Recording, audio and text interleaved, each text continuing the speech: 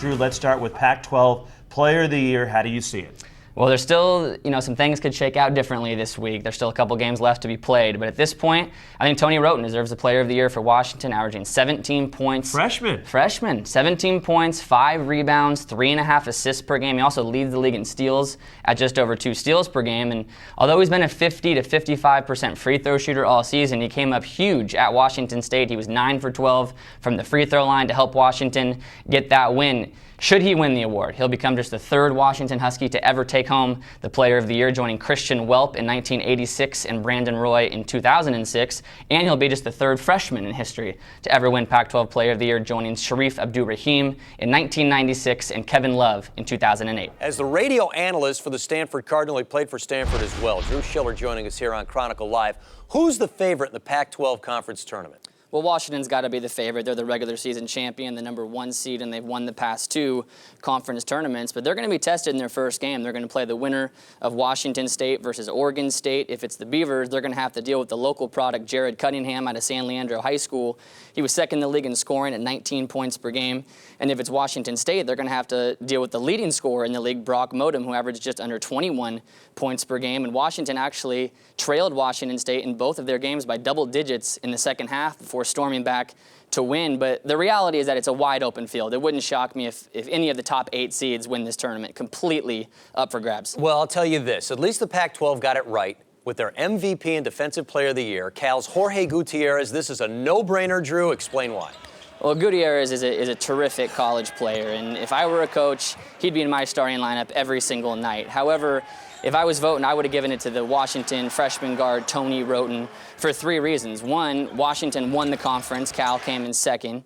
Secondly, Gutierrez really struggled down the stretch in Cal's final 2 losses, one at Colorado. He had 0 points, and then in the finale on Sunday against Stanford, he had 8 points, and he battled foul trouble all game long. And then third, Wroten had better numbers, I think, in conference play. 16 points per game compared to Gutierrez's 12 points. They were pretty much a toss-up with rebounds and assists, and Wroten actually was 2nd in the league, averaging over 2 steals per game. But in a year where there was no clear-cut favorite to win the award, I think the coaches rewarded Gutierrez for his entire career. I'm Barry Tompkins, and it's a pleasure to share the halftime microphones with a guy whose games I called at every college he went to, and now we're colleagues in the CSN Bay Area, and the guy with a big future, Drew Shiller, also, of course, the color commentator for Stanford Radio. So, Drew, you and I were talking before the game started, and we talked about when Stanford shoots 3-point shots well, they win. Well, they shot their first 2 well, and then after that, 0 for 8.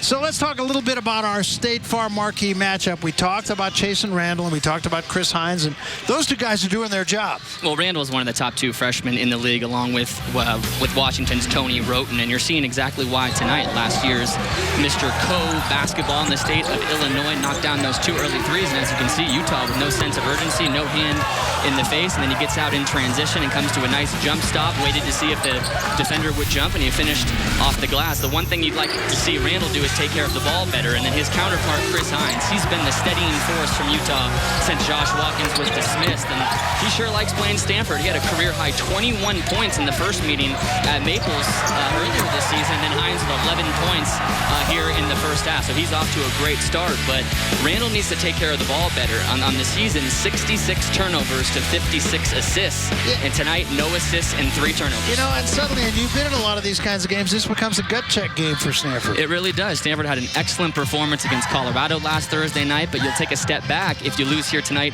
against Utah. One alarming thing for Stanford, as we talked about in their wins, their 9 conference wins, 44% from 3 as a team.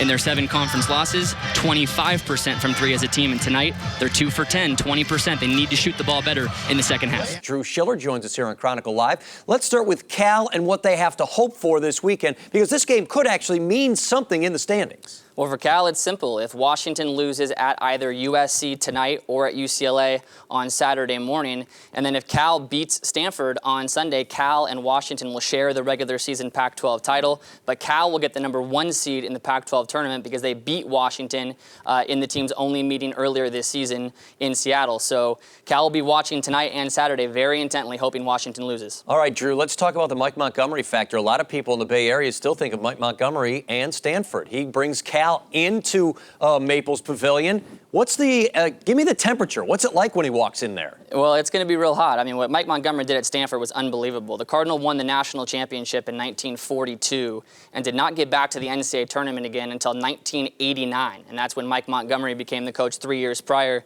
in 1987. Of course, the Final Four for Stanford in 1998 and then 4 Pac-10 championships. And now Stanford fans see him coaching their arch rival Cal. So there's a little bit of bad blood there. I know that it doesn't sit well with the fan base, but this is now Coach Montgomery's 4th year at Cal, so I think it's tailed off a little bit, but it's still a huge game when these two teams meet. Set up the game. We've got it on Comcast Sportsnet, but set up the keys to the game in this one. Well, one, it's three-point shooting. For Stanford, it's pretty simple. In their 9 conference wins, they're 43% from beyond the arc as a team. In their 8 conference losses, they're just 26%. And the most important component of that is Chasen Randall, the dynamic freshman for the Cardinal, who's leading them in scoring at 14 points per game.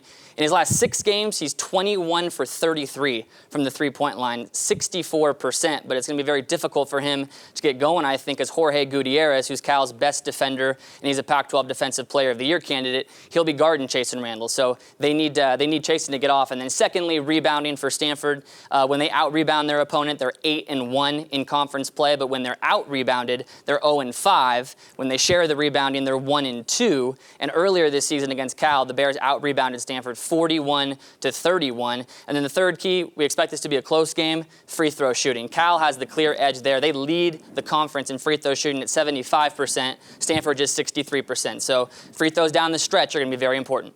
Let's go to Pac-12 Coach of the Year. With 5 teams still left in consideration for the league crown, this has got to be a tough decision. Well, I think Tad Boyle has done an amazing job at Colorado when you lose 2 players to the NBA, Alec Burks and Corey Higgins, and it's also never easy to join a new conference. I think Dana Altman at Oregon has done a great job, assimilating all of their transfers, plus he lost 2 key freshmen early on in the season.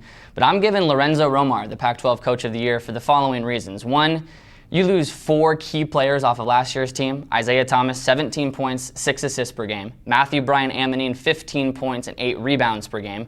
Justin Holiday, 10 points, 5 rebounds per game. And Vinoy Overton, as we know, who wreaked havoc defensively for the Huskies. Secondly, when you lose Scott Suggs, who was supposed to be their senior leader this year and their captain, he's missed the entire year with a foot injury. He's redshirting. He'll be back next year. And then third, the Huskies really could have folded early on in the season, I think, when they lost 5 games in the non-conference, culminating in that blowout, embarrassing loss at home to South Dakota State. But they've rallied together. And, I don't think we would have probably given Coach Romar this award early on in the season, but the way that the Huskies are in position now to win the Pac-12 regular season title, unbelievable stuff.